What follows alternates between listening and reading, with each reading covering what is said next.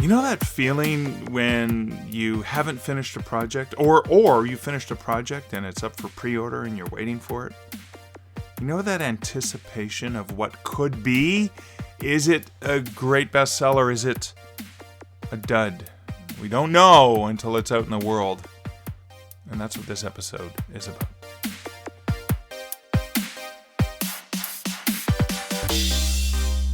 Welcome to the Stark Reflections on Writing and Publishing podcast. There has never been a better time for writers. More information, options, and opportunities are available to you, but navigating these requires insight. Join Mark Leslie Lefebvre as he draws upon more than a quarter century of experience as a writer, a bookseller, and a trusted book industry consultant to explore and reflect on the writing and publishing landscape to help you make informed choices on your writer journey.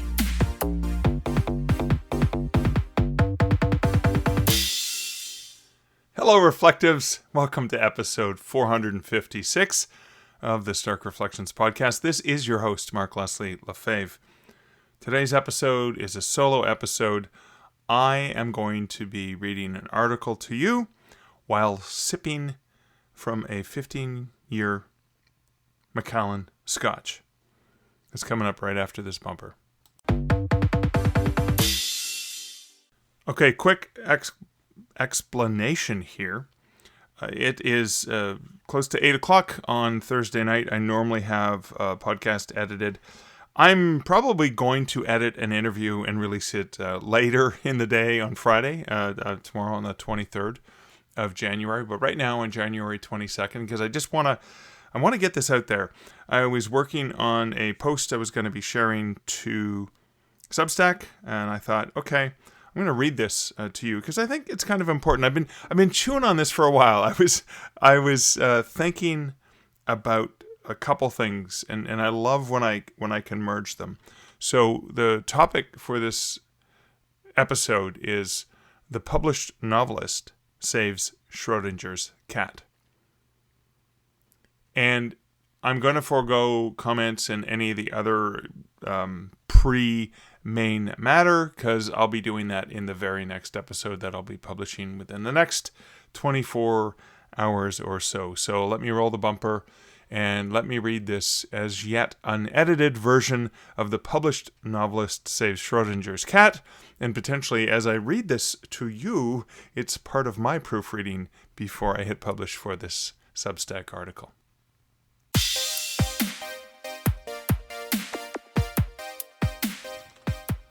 The published novelist saves Schrödinger's cat. How to improve the odds before you open the box. Or what writers can control while their book's fate remains uncertain. By Mark Leslie Lefebvre. I'm currently at the point where I have a forthcoming book listed for pre-order. It's coming out at the end of February 2026. And I'm sure you know that feeling. It's that high anxiety moment between all the editorial passes and rewrites, the proofreading, working with a cover designer, and the formatting, and the day of the book's release. Because prior to the book's release, it's both a huge success and a gigantic failure. And so long as it remains unpublished, it's both. I like to call this syndrome Schrödinger's forthcoming publication. And right now, I'm suffering from it. Let me first pause to explain the book that's currently sitting in my own version of this scientist's little sealed box. It's the 8th book in my Canadian Werewolf series. It's called Once Bitten. While sales of the series have been pretty decent, it's not in the realm of one that burns up the bestseller charts. The core and dedicated readers of the series are thrilled whenever I release a new title, and the series earns me a moderate income. Again, nothing to write home about, but I love writing it. I love the universe. I love the characters. And all 3 of my dedicated readers seem to love it too. Square bracket, insert winky emoji here. Winky face emoji here. And square bracket. Technically, the series started in 2016 with A Canadian Werewolf in New York. And I didn't realize it was going to be a series till 4 years later in 2020.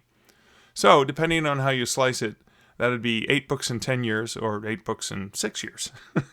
Now, book 9 is already listed for pre-order at the end of this year. That one will be coming out in November, which makes it 9 books in 6 years, or 10 books, or 10 years, I should say, again. Which makes it 9 books in 6 years, or 10 years, again, depending on the settings of your slicer. I tell you what, I'm just going to stop and take a sip of my scotch here.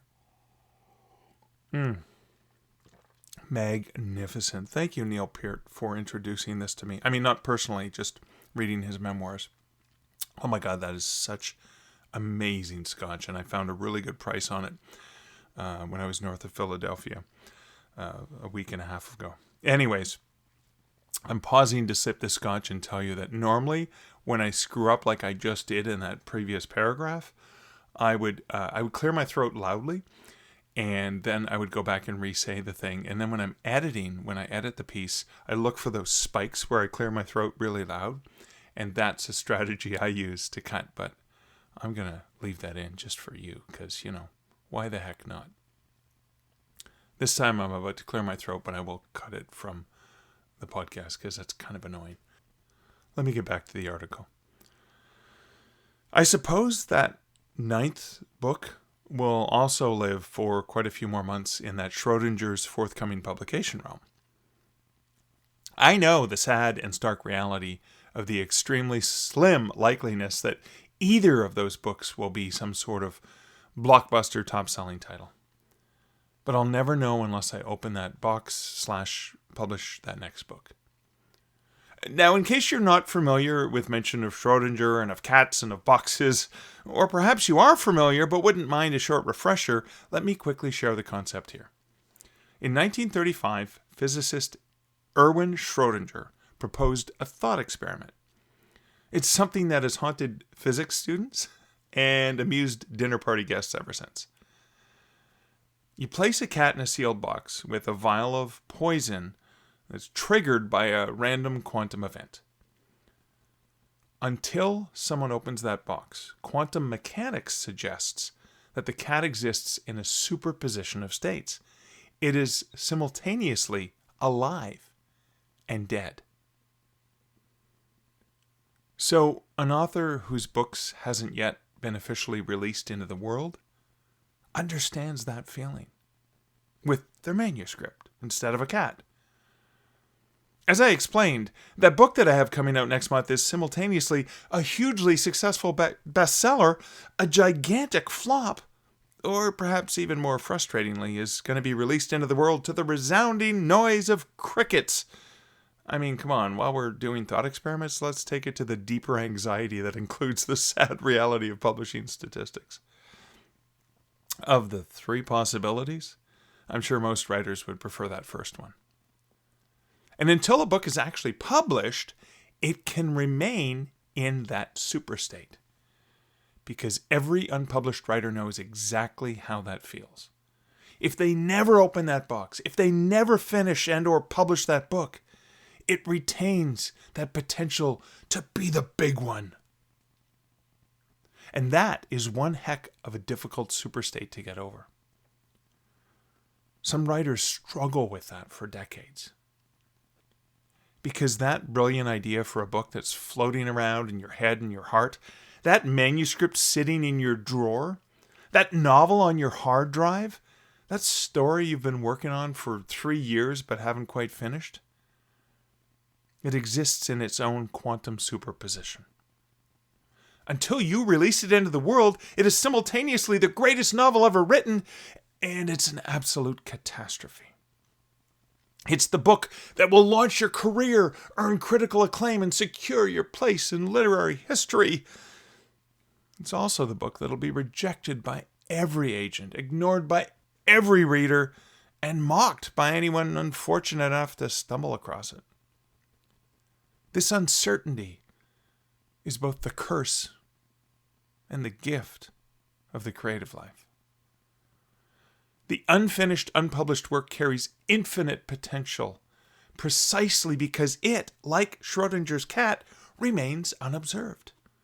You can dream of bestsellerdom while also fearing abject failure, and both possibilities feel equally real.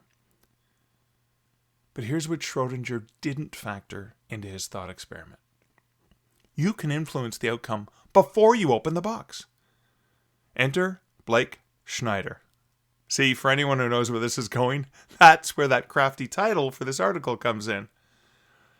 In 2005, screenwriter Blake Schneider published Save the Cat, a book about story structure that has since become essential reading for writers across all mediums. The title comes from a simple screenwriting principle. Give your protagonist a moment early on that makes the audience root for them. Save a cat, help an old lady, do something likable. The Save the Cat series has expanded to include specific guidelines for novelists, offering structural frameworks that help writers craft stories that resonate with readers. And this is how you begin to save Schrödinger's manuscript, by learning your craft. Yes, plenty of writers rave about the many great Save the Cat books, but there are so many fantastic craft books out there. Heck, I still remember how much I learned from the first 3 times I read the now long out of print How to Write best-selling fiction by Dean Koontz. It was given to me by a writing mentor, John Strickland. Damn, I wish I hadn't misplaced that copy. Although I likely also loaned it to a writer friend years ago and lost track of it. But learn everything you can about the craft. Study plot structure. Understand why certain stories work and why others don't. Read books like Schneider's, yes, but also explore character development, dialogue, pacing, and description.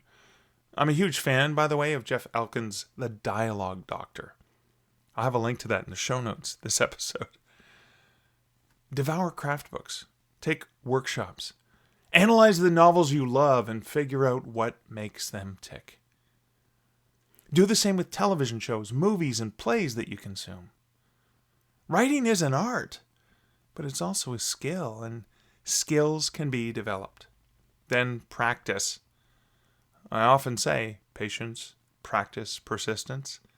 Practice. You know, Malcolm Gladwell popularized the idea several years back that mastery requires roughly 10,000 hours of deliberate practice. Well, whether that specific number holds up to scrutiny matters less than the underlying truth. Becoming good at anything requires sustained, focused effort over time. Write the bad stories so you can eventually write the good ones. Finish projects. Start new ones. Keep going. Keep persisting. Don't stop. For those of you pursuing traditional publication, the work extends beyond the manuscript. Research agents and publishers thoroughly. Attend conferences and connect with industry professionals. Listen carefully to what editors and agents say they're looking for and what they're tired of seeing. Understand submission guidelines completely, not approximately, and follow them. Craft your query letter with the same care you brought to your opening chapter in order to hook and hold the reader. For those of you choosing self-publication, the responsibilities multiply. You need to hire a skilled editor, not merely your aunt who reads a lot, but a professional who understands the conventions of your genre. Invest in cover design from someone who knows how book covers function in thumbnail form on retail sites. Most authors should never attempt to make their book covers themselves. If you can't afford it, there are plenty of great resources to get some prefab covers done.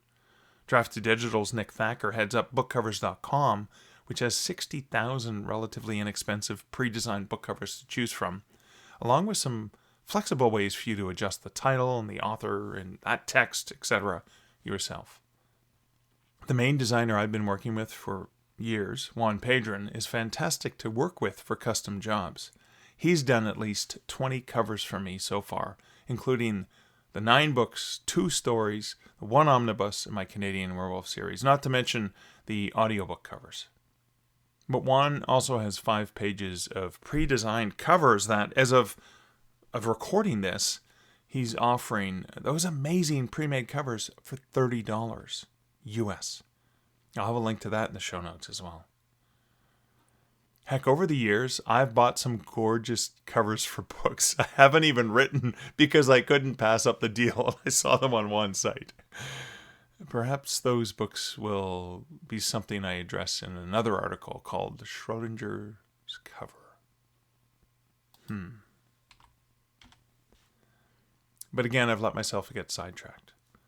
All I'm saying is one half of those things you can do to increase the odds of your cat/book to be very much alive when you open that box/publish it is to ensure all elements related to its crafting are as excellent as you can make them. On the flip side of that craft coin, you need to also hone your understanding of the business. You need to understand the business in terms of metadata, pricing strategy, distribution channels, and marketing fundamentals. Self-publishing isn't a shortcut around the gatekeepers. It's a choice to become your own gatekeeper while also serving as your own publisher, your own marketing department, your own CEO. None of this guarantees success, of course. As I've referenced in details multiple times in previous articles and episodes, the publishing industry is brutally competitive. Reader tastes are unpredictable, and timing plays a larger role than anyone likes to admit. You can do everything right and still struggle to find your audience. But you can dramatically improve your odds. When you finally open that box, when you hit publish, or send that query, or hold the finished book in your hands, you will have done everything within your power to influence the outcome. You will have learned your craft, practiced relentlessly, and approached the business with professionalism and intention. And yeah, I'm leaving that goof in there. I normally would edit that out, but this is a fun one because hey, this is a Scotch episode. As he pauses to take a sip. By the way, I haven't been drinking already. My first sips of this Scotch, first 2 sips, you heard on this recording. Maybe I'm just high from writing this article and knowing I have to go back out and shovel for the 3rd time today. But I digress. Let's get back to it. Where was I? Oh yeah. You will have learned your craft, practice relentlessly, and approach the business with professionalism and intention. That's how you save Schrödinger's manuscript. Because while keeping that cat/manuscript in that box, unpublished and unseen by other eyes, you might be protecting that anxiety in your soul, but you're also never allowing it to truly live. You're never allowing your writer self to take that exciting next step. Because it most definitely can't become a bestseller until you've done what you could to get it finished, get it ready, and get it out into the world. Well, that's it for this episode. Thank you so much for listening. Tell me what you thought of me leaving the goofs and gaffes in as opposed to editing them out. I do like to occasionally show you a little bit of behind the scenes, but just want you to know I do edit my podcast, and so I will often, when I screw up, and I screw up a lot, I do screw up a lot. This was a relatively short thing, and I was reading this, so it was a little bit easier than normally when I just turn on the microphone and start to ramble. But I normally do edit out some of those things. Just like that first draft, right? You don't publish that first draft. You let it out the door. But of course, sometimes people, if you've been listening to the podcast, you're like, wow, Mark never script. That's not true. I leave lots of scripts in the podcast, mispronunciations and all that stuff. I do clean up and edit quite a bit of it. So but I wanted you to see behind the screens, just as a reminder that it doesn't always come out. It doesn't always come out the way it ends up getting released into the universe. But what the heck? I want to give you a bit of an inside track. Thank you so much for listening. I would appreciate your feedback about this episode or any episode. Of course, leave your comments over at starkreflections.ca. You can tag me in the socials. I do love hearing your reflections and your thoughts. Now, I do also have a list on the Substack article, and I have a link to the Substack article in the show notes for this episode. But I listed a bunch of books on the craft of writing that, some recent ones, some established standards, etc., that I'm sure you've heard of. And books on the business of writing. I actually think The Business of Being a Writer, second edition by Jane Friedman, came out in 2025. Is one of the best books I have ever read from someone who understands both traditional publishing and self-publishing. And there are very, very few people who understand it as deeply and as intimately and as passionately and intelligently as Jane Friedman. That book is phenomenal. I think every author should own it.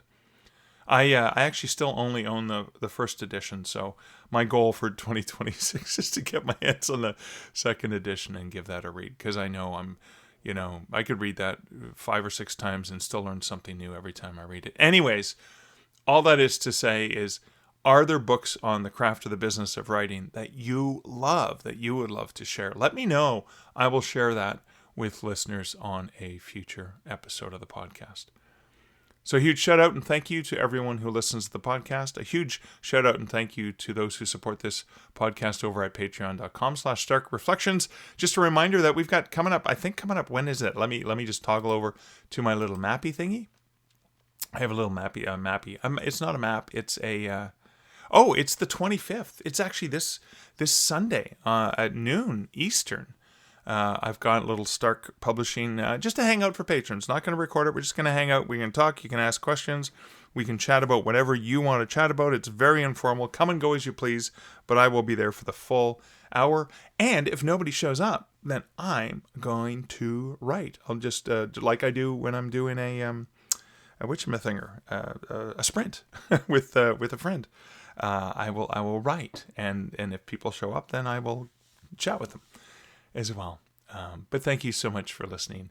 As I mentioned, the next episode will be coming out very shortly afterwards. I just needed some extra time to get that done, and doing this removes the stress that I have of, oh no, I have to go out and shovel again. I really would like to go to bed and have an episode be scheduled to come out, early on Friday. And then the other one can come out late on Friday. Why not have an extra episode? Why not? You deserve it. It's 2026. Gosh darn it all. You deserve to have more, and I'd love to do what I can to give you more.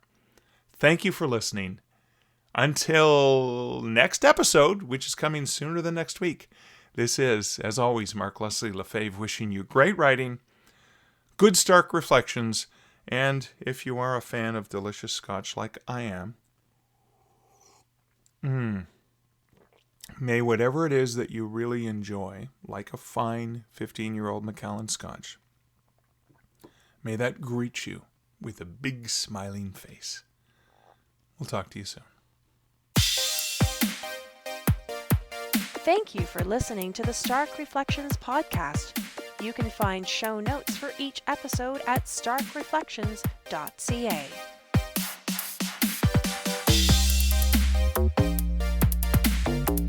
The music for this podcast, Laser Groove, was composed and produced by Kevin MacLeod.